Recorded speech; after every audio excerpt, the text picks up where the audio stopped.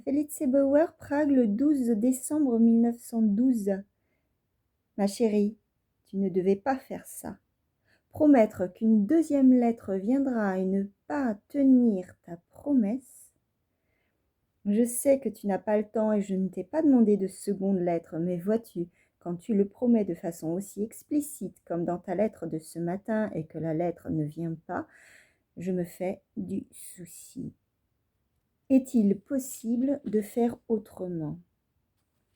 Quand je crains je ne quelle indécision en toi, je deviens moi-même indécis et me sens encore moins estimable que d'habitude.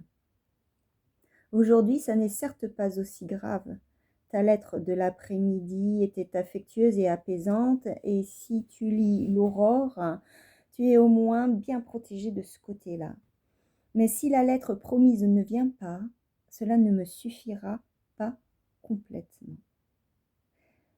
Merci pour l'article de Herzog. J'ai déjà lu maintes choses de lui. Il a une manière d'écrire vraiment faible, crispante à force d'être insistante, dont il essaie toujours par des tentatives avortées, dans chaque phrase, d'animer l'aridité. Je suis trop fatiguée pour exprimer cela plus clairement. Son opinion fondamentale est ici, comme ailleurs, très louable et d'une pénétration conforme à la vérité. L'incertitude de son écriture, le délabrement de sa pensée desquels il se défend, un tempérament indubitable mais qui n'avance pas jusqu'à l'écriture, rendent ses essais plus caractéristiques que les travaux de bien meilleurs écrivains. S'il voulait recommander de bons livres, il a parfaitement raison d'écrire cet essai. S'il voulait définir ce qui est moderne, il n'a pas même tort, car en dehors de quelques platitudes, il n'a rien préparé en vue d'un pareil résultat. La seule chose qui en impose, c'est la critique détaillée de Werfel qui couronne l'article. Sais-tu, Félix, que Werfel est vraiment un miracle ?